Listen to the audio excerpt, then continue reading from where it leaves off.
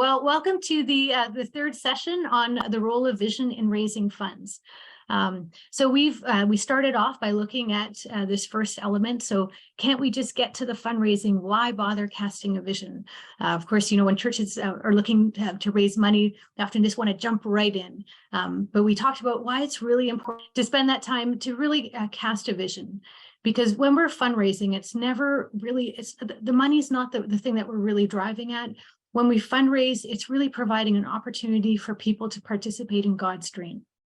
So it's not just to keep the church open. It's not just to meet the bills. It's really about creating opportunities for people to see how they're contributing to God's dream. And so vision is so important as we're doing fundraising.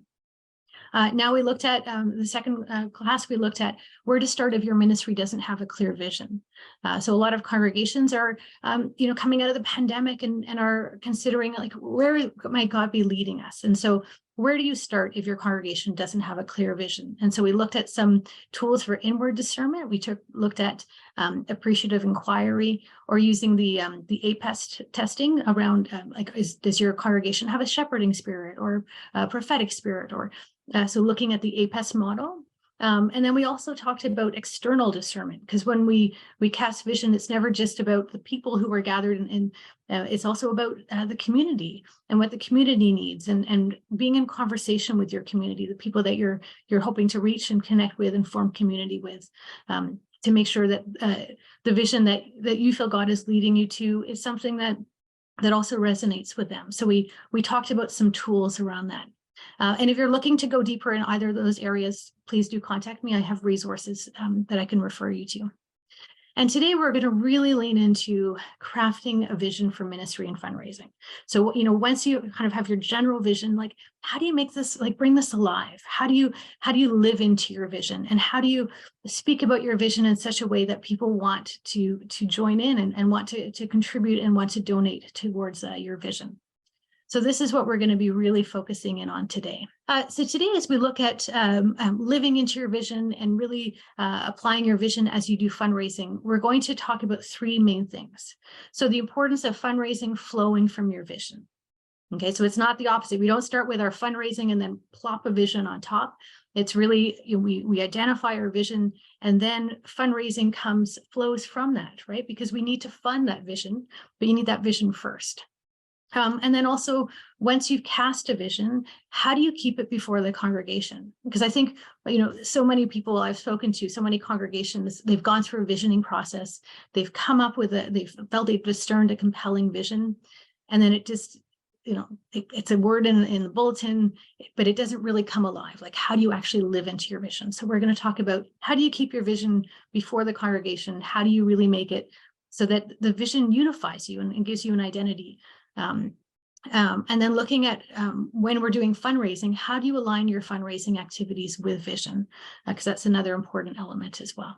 The vision is not something you stick on to fundraising initiatives. So you don't start by, okay, well, we need X amount of dollars in order to keep the church running. Quick, let's come up with a vision so that people feel inspired to give.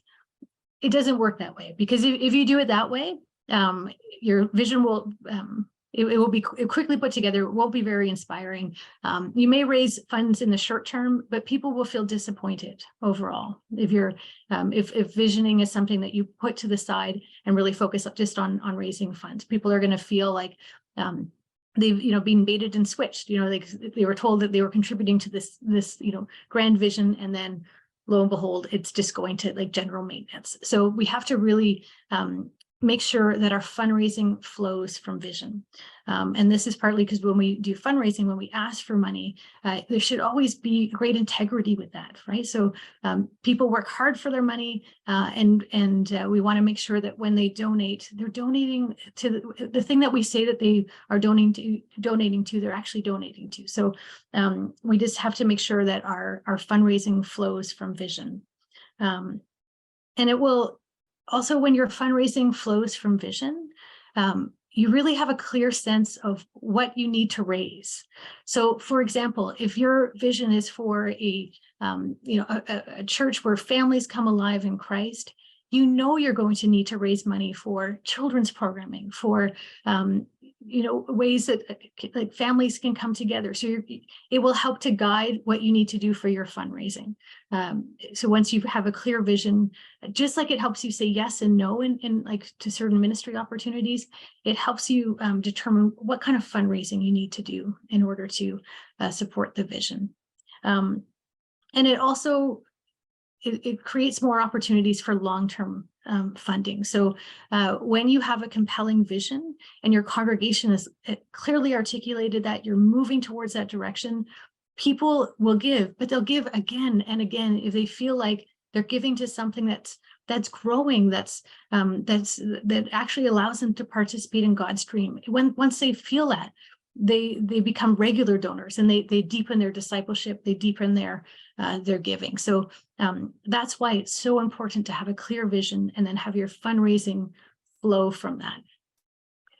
Now that's easier said than done. So how do you do that, right? So how do you have, we've talked a little bit about how to cast vision. So we've really framed it around this one sentence. So like our congregation participates in God's dream by being a blah, and then you fill in that blank space with whatever your congregation feels called to for, and then you talk about the people that you're trying to draw in. So we've used that sentence a few times, but how do you make that a living vision? How do you actually then take that and start to fundraise around that? How do you and also live into the ministry of that? So working with congregations for the past 7 years, these are some of the things that I've seen that have really made a difference when congregations follow this pattern. Here's a process that your congregation can work through. So once you've done that discernment work, right? So that internal discernment where you've really identified like God's story in your congregation and who God is calling you to be, and the community God is calling you to serve. Once you've articulated that, write that down succinctly on paper. Write down in like 1 or 2 sentences how your congregation is being called to participate in God's dream. So flesh that out, have that written down in a sentence which is easy to remember, right? So we remember at the first session, we looked at some compelling visions. They were easy to remember. And so just, like write that that description of how your congregation participates in God's dream in 2 or 3 easy to understand, easy to embrace sentences. And then the key thing is to generate an image of what that looks like. So it's one thing to say, well, we're a church where families come alive in Christ, but what does that look like? And so one of the activities I like to do with congregations to help them really flesh out what that would look like is to do a postcard activity. And this actually, you would have seen, if you've looked at the mission document that was sent, the what next, they have a postcard activity as well, which is similar to this. So what you do in the postcard activity is you have fun with this. You work with a team and you project 5 years out, and imagine someone goes to your congregation and writes to a friend of theirs about what they've experienced. So we're going to look at this now. So I'm working with a vision here. I'll show you the next slide. So this is a postcard. There's an example of a postcard for a church whose vision for ministry is creating a place where people with and without intellectual disabilities can grow in faith and find mutual and authentic friendships. So this is a congregation that I'm aware of. This is their mission statement. Okay, so it's a place where people with and without intellectual disabilities can grow in faith and find mutual and authentic friendships. And a wonderful vision, beautiful vision, but what does it look like? So here, this is an example of what you can do to help flesh out what that would look like. So, dear Sandy, I just had the most amazing weekend worshiping at St. Andrew's. A few years ago, the congregation decided to wholeheartedly embrace a ministry of inclusion, where people with and without intellectual disabilities form authentic friendships and grow in faith. It was so inspiring to see the variety of people that took leadership in the church, from the ushers to those who led the liturgy. The worship service took longer than I'm used to, but I was surprised at how meaningful I found the times of silence and differently paced speaking. It was a real gift to be with this community. After church, we gathered for a meal, and I got to meet some really interesting people. One of the coolest things about this church is the sensory room they've developed for their Sunday school. All of the kids that participated really got into the activities and learned the Bible stories in ways that I had never dreamed of. You should have seen the tub of water they used to tell the story of Noah.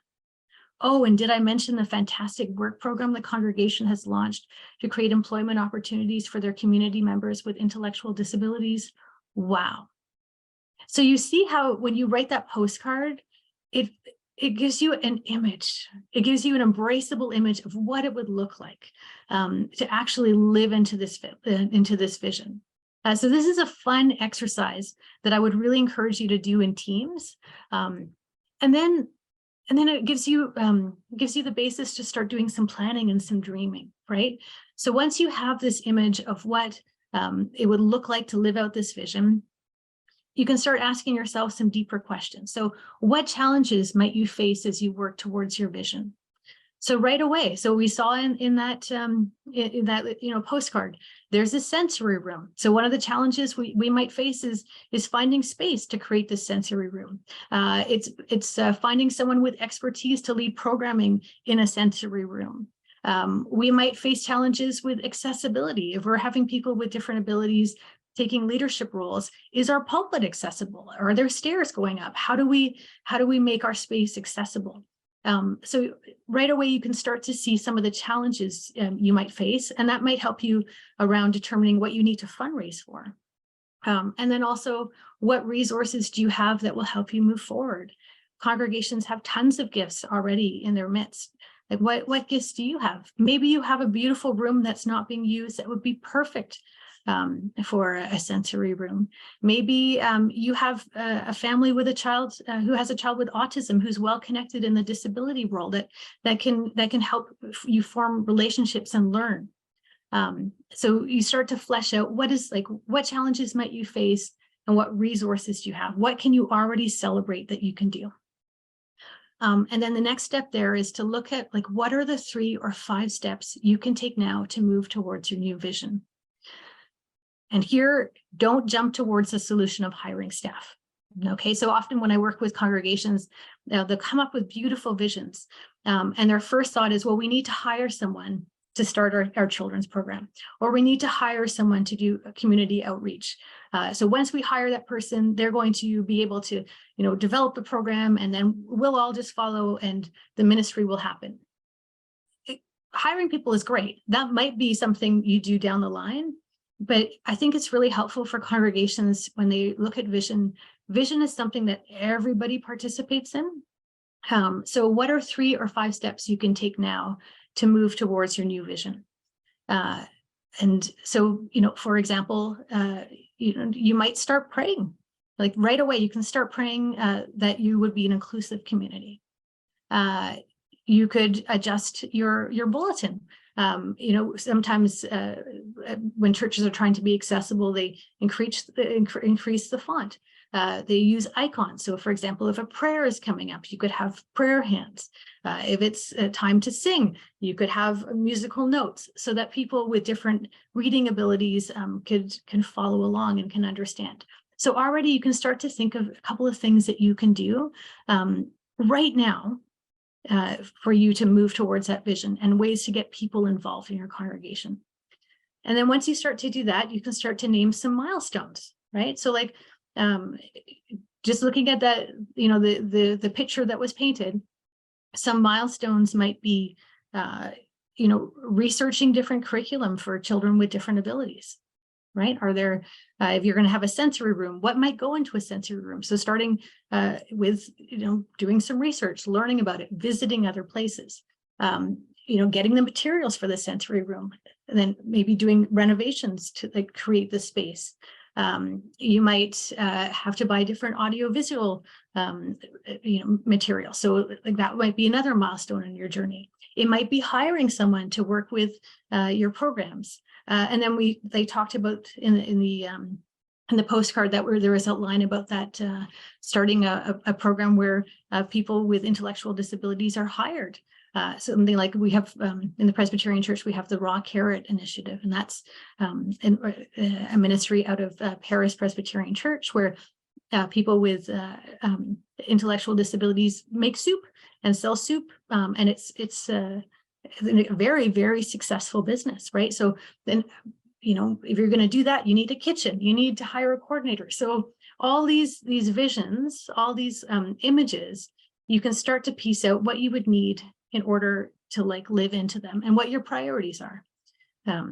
So this information can help you create a ministry plan around how to live into your vision.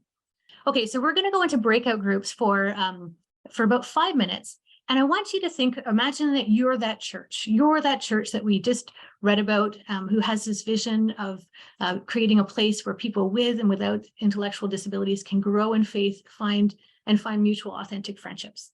And you had just crafted this vision around a sensory room, all these different pieces. I want you to brainstorm as a team 3 to 5 things you can do right now to start moving towards that vision.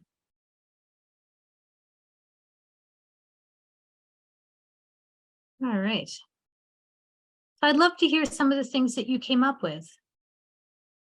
What were 2 or 3 steps that this congregation who wanted to embrace this vision could do right away to start moving in this new direction?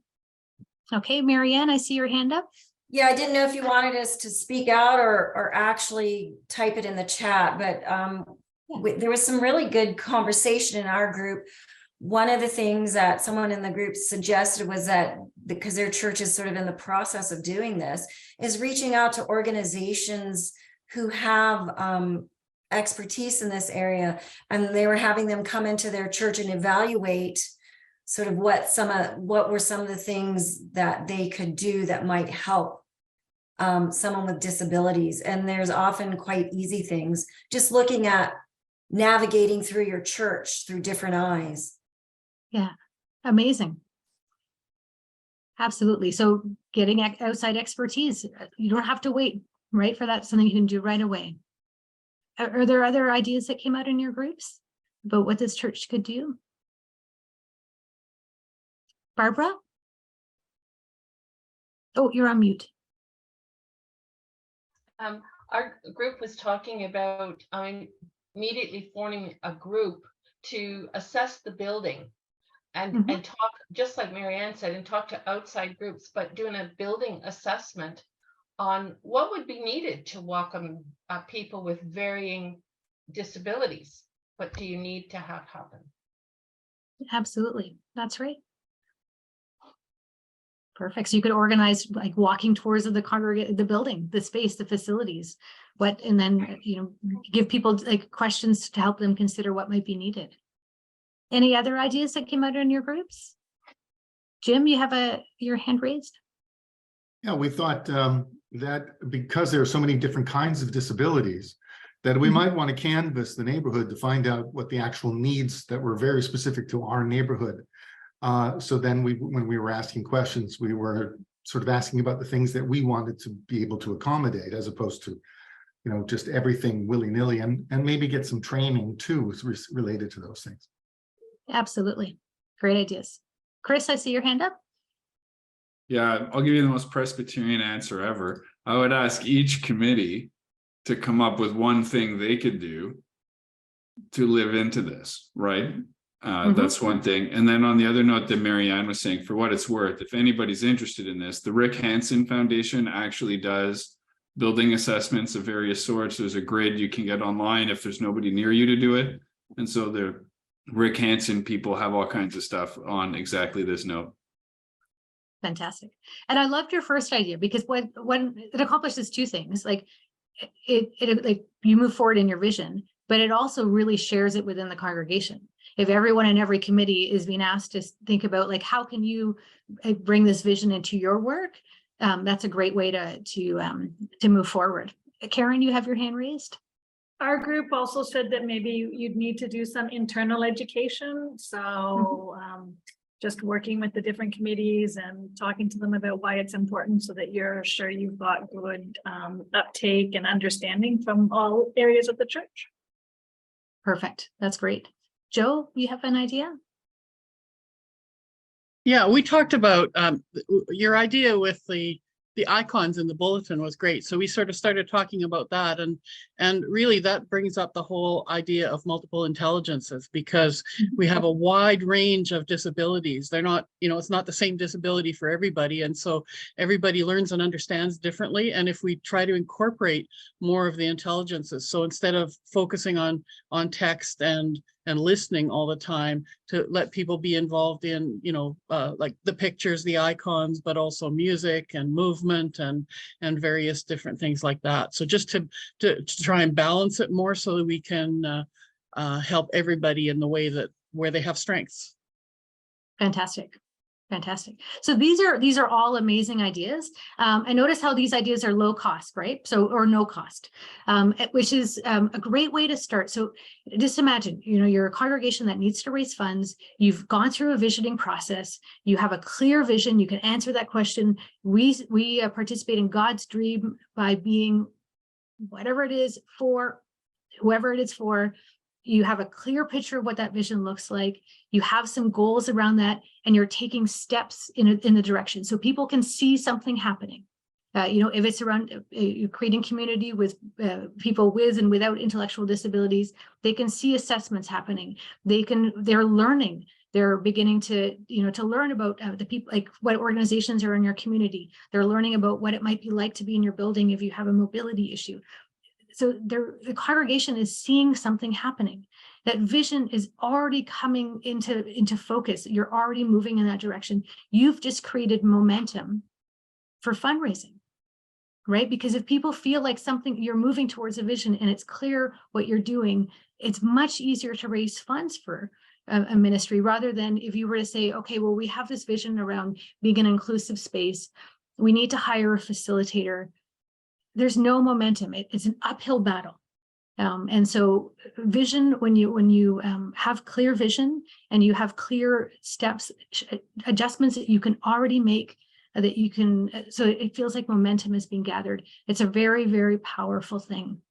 And I would also encourage you to think spiritually, like how could you move this vision into action? So maybe looking, like we talked about different, icons in the bulletin, like different kinds of music, dancing, but also like, can you encourage people to pray for this? Like right away, commission people, like this is something like our congregation we're doing this. We need people to pray for this. So to really incorporate it into the spiritual life of the congregation as well. So any questions about that initial stage and how to start moving your vision from being a vision statement to actually being a lived out ministry? Is that clear to people how you could take steps in that direction? Okay, so now you have an understanding of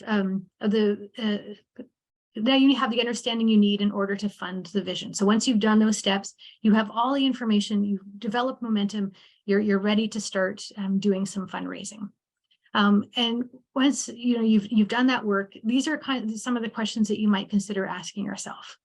So what are you asking of your donors and why? Are you asking for like one big donation to build a sensory room, or are you asking for ongoing donations? And are you asking your donors to become involved in the ministry, or is it just giving funds into it? So once you know what you're funding for, what's the vision around that, it begins to help shape what you're asking and why, and how you ask. And once you have that information, it changes the way you ask. Why do you need a donation? You have to be able to clearly articulate that. If it's just to meet our bills, it's not compelling, right? So why do you need a donation? What difference is that donation going to make to the ministry? How is it going to move the vision forward? Why do you need it now? What's going on in the congregation that you need to fund for right now? So you should be able to answer those questions. And how can you explain the vision to your congregation community? Is there stories that you can share around that? So as you're moving towards your vision, what kind of stories are you learn? Like if you're having experiences in your congregation, you're learning about what it might feel like for someone with a disability to be in your space. You can share those stories, and those can be compelling stories to help encourage donations. And then also like this question of how do you want people to feel when they donate? Right. So, when we talked about the importance of a vision feeling exciting, and feeling like it was connected to something big, right? Connected to God's dream. You want people to feel that. So, and you know, once you know what you want people to feel, it becomes easier to communicate. So these are some of the questions that you can ask yourself as you're building your fundraising appeals and working on fundraising. Karen's going to go more into like fundraising appeals and different, like the nuts and bolts of fundraising in her workshop. So I won't deal with that now, but these are just some questions that you can have in your back pocket. And I got these from a website, which givingmail.com. So if you wanted to, they have some good resources on that website. Now, once you've determined your vision and you're moving forward, it's important to keep your donation before the community, because it's amazing how quickly we revert into old patterns. So it was part of a congregation a number of years ago, and they, you know, were doing some cool stuff. They had a pretty decent, like a clear vision. But this is the first letter I got after I became a part donor. So I became a part donor. First thing I got, thank you for becoming a part donor.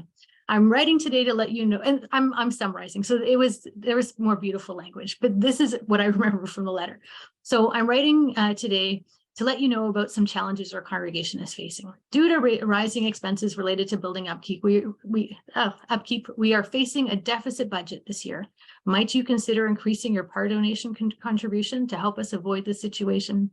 Increasing your donation will allow us to maintain the programs and ministries we love, such as Sunday worship with our beautiful choir, the Sunday school, and our women's ministry. So you can see how we fall into this trap without even realizing it, right? Because how many of you have seen a letter like this? I know I'm not the only one who's received that in their mailbox. And you know, we can quickly fall back into old patterns. So you see, this is a congregation who actually had a clear vision, but it wasn't being communicated at all. And you can just see how demotivated, like who wants to give to that, right?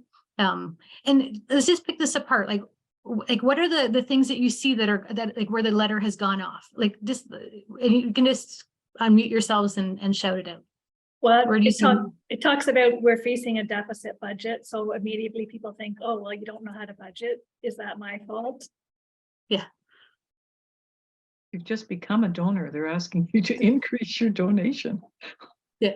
Leave that. Yeah. So no recognition of like, wow, like you've taken an important step. Like this is an exciting thing. Like, you know, it just, yeah. Can you give us more? Yeah. They're focusing on the challenges right up front instead of all the good things that are happening. That's right. Yeah. Yeah. And it looks like they're hiding. They want to avoid a situation, right? They're not moving forward in ministry. They're hiding from something. And any other ideas? If they had reversed the paragraphs, it might not have been so bad. It would have been better. It would have been better. Yeah. But notice how also in that paragraph to maintain the programs, Yeah. right? Like we want to maintain what we're doing, and you know, and like it doesn't create a vision of moving forward at all. Yes, it's same old versus let's do something new. That's right. That's absolutely right. So when you have a compelling vision, when you're taking steps towards this vision, when something is happening, you need to bring that before the congregation. And it's got to be this refrain that just keeps getting sung, right? Because how many times have you been part of a visioning process where you've come up with a beautiful, compelling vision and it's lived in a bulletin and hasn't come to life, right? Like I know congregations who have spent really like big amounts of money hiring consultants to help them come up with a vision, and it's gone nowhere. And one of the ways that you move forward in ministry is to create a plan like we just talked about, but also to like really to talk about it and to make it the congregation's identity. Like this is who God is calling us to be, right? And always bringing it before the congregation. So it talks about the programs, the specific programs that they do, but not what those are trying to accomplish or the impact that it's having on people's lives. Absolutely. Yeah. So you don't get a sense that any transformation is happening, right? Like it's just these things that we do, but they're like, where is the transformation? And that's a key. When people donate, they want transformation to happen. So like that's a key concept in fundraising. So when you keep the vision before the congregation, it helps them see giving as an expression of their faith and life in Christ, right? And every step in that should be celebrated. So we, a couple of years ago, Karen and I did a webinar series with David Moody on fundraising for congregations, but it was specifically around new worshiping communities. And he talked about these steps in discipleship in terms of giving that I think are really helpful.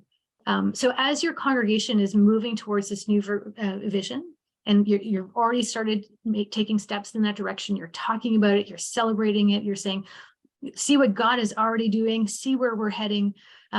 You can encourage people to participate in that by saying, like, you know, as we're living into this new vision, like, participate in this. And part of your participation is around stewardship and generous giving.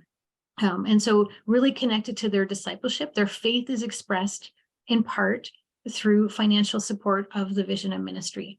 And you celebrate each and every time one of these things happens, right? So if, you know, of course, we all want everyone in our congregation to be tithing, but there's lots of steps before that. So if someone makes a one-time donation, that's amazing. Thank you so much for contributing to this vision. Like, your donation will help transform lives in the following way. Like, celebrate like that one donation. If you notice someone becoming a regular donor, someone who like gave once a year, all of a sudden starts giving regularly, you can like celebrate that. And you can attach it to like, there's ways to ask for that as well. So for example, if we go back to that ministry example of creating inclusive spaces, right? So look, we're trying to buy curriculum for our sensory Sunday school. We need to raise a certain amount of money. Would you consider a one-time donation to help us, you know, purchase this curriculum? That's a way to get people to step into that. Would you consider becoming a regular donor? We have this work program for people with intellectual disabilities. And one of the regular expenses is, you know, purchasing vegetables for the soup. Would you consider being a regular donor and supporting that initiative? Wow, I see that you're really like really excited about this ministry. Would you consider giving a percentage of your income, 1%, 2%? And like, don't start with a 10, you know, like if someone gives 2% of their income on wow, what an amazing thing. And you can help them to move forward. And then giving sacrificially, you know, maybe you have a really big ticket item, like a renovation of a space, and there's someone, you can ask people to give, you know, a large amount for a big project. Karen, I see your hand up. So this is my monitoring the chat. And a question has come in. One of the challenge around this is who monitors this? Most ministers don't know what people give and don't want to know. Who's mapping the giving patterns of people?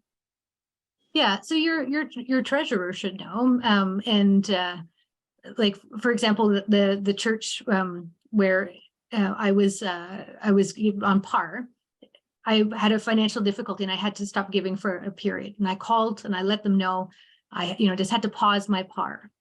Nobody asked me what was happening. Nope, like, you know, there's ways that people who do know can encourage, can speak to, can connect in with that. Barbara? Yeah, I am the treasurer of the church, and I do not know who gives. We have someone who looks after the envelopes or looks after the names and who it goes against for tax purposes. So I don't know who gives what. I don't. I get to see checks. Yeah, I get to see them, but you know what? As an accountant, it goes in and goes out. You don't really pay close attention. But the other thing is, when you talk about people who've been giving and they're not on par, they're not giving. Yeah, we have what we call loose givings where there's no receipt given for it. But we don't even know who those people are when they pass the collection plate around. So monitoring it is difficult. And the churches I've been with, my whole life, it's a very touchy and very confidential discussion that I've never heard too many people talking about or willing to talk about. Yeah, well, some of our congregations are becoming more open with this, and it's yielding, it's bearing fruit. One way is if you don't want to do the one-on-ones, or your congregation, the way it's set up doesn't have a clear pathway for that, talking about it in general, as you're talking about stewardship, you know, you can give examples. Maybe you're a one-time donor, you know, and you know, would you consider moving up the scale? So you can talk about it in preaching, you can talk about it in announcements, without targeting specific people. So I see a couple of hands raised. Chris, did you have a comment or a question?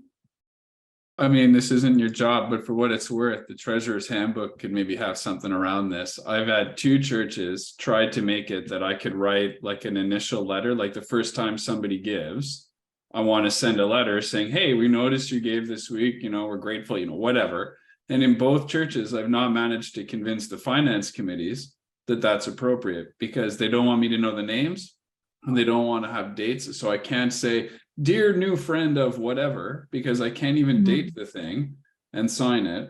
And so for whatever it's worth, the level of secrecy and not talking about it that the treasurers believe we have to do is really, really high.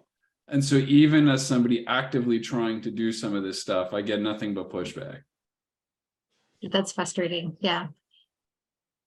Karen, you probably have some good comments around this. Yeah, I was gonna say, Jim posted in the chat that we have an article on should a minister know what people give, and it really gives the talking points to begin a discussion of this in the church. If you're coming from a church where it's been a policy, nobody knows the numbers, then for suddenly somebody to know it could be really offsetting and surprising. But it might be something that you have a conversation about in your church, start with the session, see what they feel about it, get input from different congregational members. But I think there is more openness to outside of giving to churches. If you give to a hospital or you give to a school or you give to another nonprofit, people are more aware, well, they are going to know, you know, they kind of almost expect, well, you don't know that I support this financially. So there are ways that you can do it where you don't know the specifics, or that it might be some people, some pastoral leaders, people with really good pastoral skills who aren't the minister and outside, who can, you know, approach people one-on-one and know the specifics and talk to them. And then that could also, you know, alert or find out, you know, just have a conversation and say, oh, and if they, for example, phoned you up and said, oh, you know, you've stopped the PAR, is there something that I could have the minister talk to you about or something like that? Just sort of an outreach and a touch point that allows you to give permission or to open up and say what's going on. So I think it's been very cut and dry, and it hasn't always been. I mean, I can go back and find in the Presbyterian record and in Presbyterian things where the people's annual giving was listed every year. So it's not something that has always happened. It has been more sort of a culture about how comfortable we are talking about money. And we've got some good resources and are happy to talk to you about that. Start the conversation just about money in general with your congregation. Why do you give? Get people sharing why they give, what their stories, looking at their history with money and why they feel uncomfortable about it. So yeah. I'll let Dan and then Barbara have comments. Yes, we've gone to away from posting the names and the amounts, but we've gone to what they call a step chart, and it shows you your givings and then all the way up to the top giving and the lowest giving, and then there's steps in it. And we have that conversation once a year at our annual meeting, and this is maybe bringing to the light. And I know we have our CARCA session on this group. Maybe we should be looking at doing this 2 or 3 times a year. Bringing out the step chart and saying we could really use some help or, you know, managing it, but that's what we use. That's great, thank you. Yeah, Barbara, did you have a comment? Yeah, I did, and it centers around confidentiality, and that's what accountants always work with. That things are confidential, and yeah, you know, usually like how much people are giving, but you don't know the names, and it's central around the whole legal aspect of confidentiality. You have to be very aware and cognizant of that before you start talking to people, because some people will just go, hey, how do you know? And it has to be very focused, as very strict on who knows. In our church, we have an envelope person, and she knows who's giving what. I share information with her, but I don't keep track who gives what, because I know about this confidentiality. So the step thing that the gentleman before Dan was talking about, yeah, would be great if you don't put names to it. Yeah, you could just put that down and say, here's how it looks. But you don't want to put names to it. That's the one thing. I think that's the one caveat, is you don't want to put names to it. And I think a one-on-one talks could only be with the person who actually sees who's giving what. Just because of that, it's I'll throw in a not comment good that came in on the chat from one person, Irene, who said, our envelope secretary lets me, as clerk of session, know when we get a one-off donation, and I write a letter of thanks without knowing the amount of the donation. So I think that sounds great. There are sort of creative ways you can honor the culture of the church and still be sure that people are thanked and recognized. we do that. Yeah, we do that when they give a substantial amount. There's always a letter that goes out to thank them for it, but it's usually done in confidence. Like, we don't make an advertisement that so and so has given or somebody has given it. It's always done very discreetly. I just was going to say, somebody also has asked, can you share an example of a step chart? I think, and Jim, you can look, we used to have one on our website. If not, we can post one in the stewardship section of our website, because I know that we have them. So like, I think everyone has to work within their congregation's culture, their ministry's culture. But the important thing here is that there's two things. I think linking discipleship and stewardship, speaking about those two things as joint, not as separate, because spiritual growth is partly expressed in generosity. That's one of the ways, that's one of the marks, it's one of the gifts of the Spirit. So to speak about it in that, and then to not be shy about talking about money. Like, to really start talking about it, and to link it to, like, when you're talking about your vision, you should be bringing it before the congregation. Like, it needs funds. Like, we need people to participate, to be involved in this vision in multiple ways, like actually like getting involved, donating time, resources, funds. So just really getting very comfortable about talking about donations. And then if you have a congregation member who starts talking to you about their own giving as part of their spiritual disciplines, is something that they want to talk about, like, really welcome that conversation and help people see how moving up that scale, like, and then we're not saying like jump right into like tithing or jump right into sacrificial giving, but just helping people, as you would like grow deeper in their faith in Christ, helping them also move up that generosity scale. And we have resources in the stewardship section of the PCC site about how to biblically look at how does the Bible teach about how we give and what we give. My one caution always with a step chart, I think it's interesting for people to know, how much people can give in the church, but the Bible teaches also about proportional giving. And so sometimes the people giving, a low amount in the church might be giving a much larger proportion of their income than a higher number. So I just always am a little bit cautious about that. So just do everything in context of scripture and in context of talking about it and preaching about it and looking at it yourselves and struggling with it and having conversations, and to figure out what the scripture is teaching and how the Holy Spirit is leading. Yeah. Great. So there's lots of resource in this and through stewardship. And if you have any specific questions around that, I'm sure Karen or Jim would be able to resource you there. Okay. So we talked about some ways to bring the vision before the congregation. We talked about preaching, that important moment of preaching, and how it's an important place to be speaking about the vision. So the vision should regularly be spoken about as a way that we respond to the gospel call. We talked about encouraging generous donations. What are some other ways that you think a congregation can make a vision really live? Right? Like, what are some of the ways that you can keep a vision before a congregation so it doesn't become this thing that exists in a bulletin? Well, you could bring it up at the AGMs and try to bring more reports back to here's how we're doing what we're doing. One thing we do is try to have a set of goals for each kind of church year, like September to June. And then in June, we're reviewing how did we do with the stuff we thought we would do. And so then we get a little bit better at deciding how many things we think we can do, because, sometimes you don't do as much. Yeah, no, that's great. That's great. So, and kind of tying into that idea you had before about, when you've cast a vision, making sure that every committee of the church is actively thinking about like, how can we live into that vision? Then they can include that in their annual report, right? So it really brings it before the whole congregation. So annual meeting, great time to bring it up. Preaching, great time to bring it up. What are some other ways that you can think of that you might make sure that that vision is before the congregation? Mary Ann? You could have maybe members of the congregation talk about how they contribute to the vision to help spread the momentum of it. Fantastic. I love that idea. That's a brilliant idea. So really encouraging people to share like what difference this is making in their life. Is that witness to like how this how a vision transforms a person's heart and life. That's an amazing way. So they witness to that in the congregation. Ruby, you have an idea? Yeah, tying into Mary Ann's thing, because we're from the same congregation.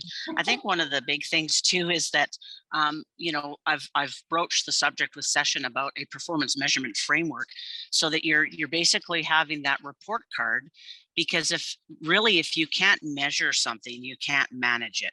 So when you're looking at your ministries and trying to manage those ministries, you need to measure them. And then that success will tell you, should we be changing strides and maybe looking at focusing on different ministries that are more important, and it will only come to light through that report card type thing, where the congregation has to then, answer that report card. How are we doing? How do you think we're doing? Where should we put our emphasis? Resources are aren't finite. So, it's very, very restrictive, and we need to make sure that we're doing the best we can with what we do have. Yeah, fantastic. Yeah, so keeping track of how you're moving towards your goal, bringing that before the congregation. We're running low on time, so I'm just going to jump out with a couple of other ideas. Make sure it's clearly articulated on the front page of your website. If someone stumbles across your website, they should have a very clear understanding of what your vision is, how you're meeting that vision, how you're moving forward. If you want to see a really good example of that, the Family Church of Heritage Green has done wonderful work making their vision very clear on their front page. In your donor letters, make sure that that vision is front and center. Celebrate before you ask for money. Celebrate what's already happening. Celebrate the vision that God has given you, and then list different ways that people can participate in that. So it should always be in any kind of fundraising material that you develop, and include it in the prayers. Your prayers of intercession should always make sure you have a section in there around, asking God to help empower the congregation to live out the vision that God has placed in the congregation's hearts, and to see real transformation flow out from that vision. So include it in the prayer life as well. And encourage people to pray for that vision, right? So not just to donate towards it, not just to participate in it, but to really take up the ministry of prayer around that. So encourage them to in their personal discipleship to continue praying at home for the mission and ministry of the church. And just quickly as we finish up here, so make sure it matches. So when you're doing fundraising initiatives, make sure that it matches what your vision is. So for example, a number of years ago, I was working in a ministry, and the ministry's vision was around creating a space of belonging from people of various economic backgrounds, where they could all learn and thrive together. So that was kind of the vision of the organization. And they had this big fundraiser that they held every year. It involved a dinner. And the tickets to these dinners were quite expensive. Now, the way that fundraising worked in this organization was that fundraising was done by one group and the mission and ministry was done by another. So, and this fundraising group was amazing, and they had their heart in the right place. Just did amazing, generous work. But one of the ways that they structured this dinner was it was very costly to purchase a ticket. And we had some members from the community who were volunteering. So these are like youth from this community, and they were from a disadvantaged background, so could never possibly afford that ticket. They didn't get to eat with everybody else because they didn't have a ticket. They ate in a different space and they ate a different meal, which wasn't as good. So you can see how something like that can happen when your fundraising is split from your vision, and you're so focused on raising funds that you forget about who you are. So here's this organization with this beautiful vision that really missed an opportunity to live it out, and instead reinforce the very thing that they were trying to work against. So as you're planning fundraising initiatives, as you're thinking about ways to to raise funds, make sure that it's in alignment with the vision and ministry you have. If you have an environmental, vision, don't buy water bottles with your church's logo on and give them out at fundraising events. Just have that in mind. So just that's something to think about. So we've reached the hour. This has kind of been a whirlwind tour of how to do vision casting and how to raise funds to support your vision for ministry. A few congregations have already contacted me, and I've been working with them. So please, if this is something you'd like to explore more, if you need some more resources around this, please do contact me. I'm available to work with you and to support your ministry. So thank you all for participating.